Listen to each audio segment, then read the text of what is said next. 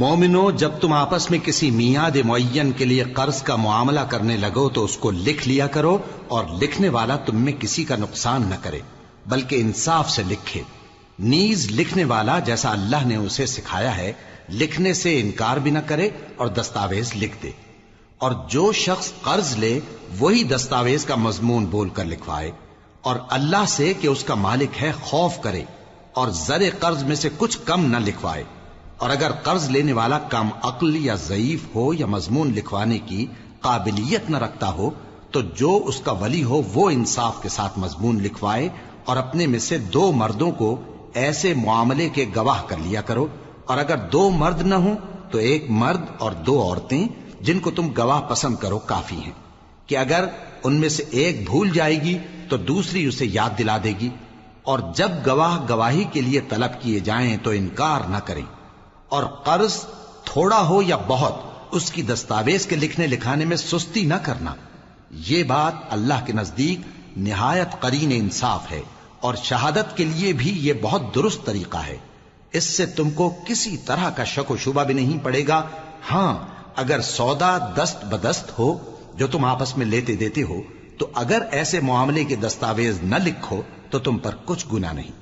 اور جب خرید و فروخت کیا کرو، مثلا زمین جائیداد کی، تو بھی گواہ کر لیا کرو، اور کاتب دستاویز اور گواہ معاملہ کرنے والوں کا کسی طرح کا نقصان نہ کریں۔ اگر تم لوگ ایسا کرو تو یہ تمہارے لیے گناہ کی بات ہے، اور اللہ سے ڈرو اور دیکھو کہ وہ تم کو کیسی مفید باتیں سکھاتا ہے، اور اللہ ہر چیز سے واقف ہے۔ اور اگر تم سفر پر ہو اور دستاویز لکھنے والا نہ مل سکے تو کوئی چیز رہن با قبضہ رکھ کر قرض لے لو، اور اگر تم میں سے کوئی دوسرے کو امین سمجھے یعنی رہن کے بغیر قرض دے دے تو امانت دار کو چاہیے کہ صاحب امانت کی امانت ادا کر دے، اور اللہ سے جو اس کا پروردگار ہے ڈرے، اور دیکھنا شہادت کو مت چھپانا، جو اس کو چھپائے گا وہ دل کا گناہگار ہوگا۔ اور اللہ تمہارے سب کاموں سے واقف ہے، جو کچھ آسمانوں میں اور جو کچھ زمین میں ہے سب اللہ ہی کا ہے۔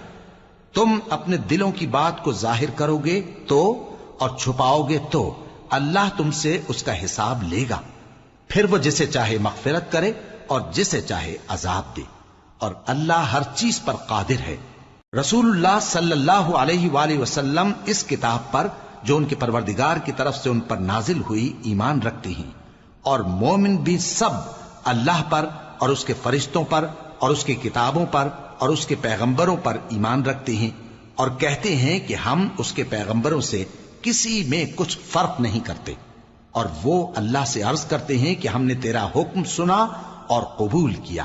اے پروردگار، ہم تیری بخشش مانگتے ہیں اور تیری ہی طرف لوٹ کر جانا ہے۔ اللہ کسی شخص کو اس کی طاقت سے زیادہ کا ذمہ دار نہیں بناتا۔ اچھے کام کرے گا تو اس کو ان کا فائدہ ملے گا، برے کرے گا تو اسے ان کا نقصان پہنچے گا۔ اے پروردگار، اگر ہم سے بھول یا چوک ہو گئی ہو تو ہم سے مواخذہ نہ کیجو۔ اے پروردگار، ہم پر ایسا بوجھ نہ ڈالیو جیسا تو نے ہم سے پہلے لوگوں پر ڈالا تھا۔ اے پروردگار، جتنا بوجھ اٹھانے کی ہم میں طاقت نہیں اتنا بوجھ ہم پر نہ رکھیو، اور اے پروردگار، ہمارے گناہوں سے درگزر کر اور ہمیں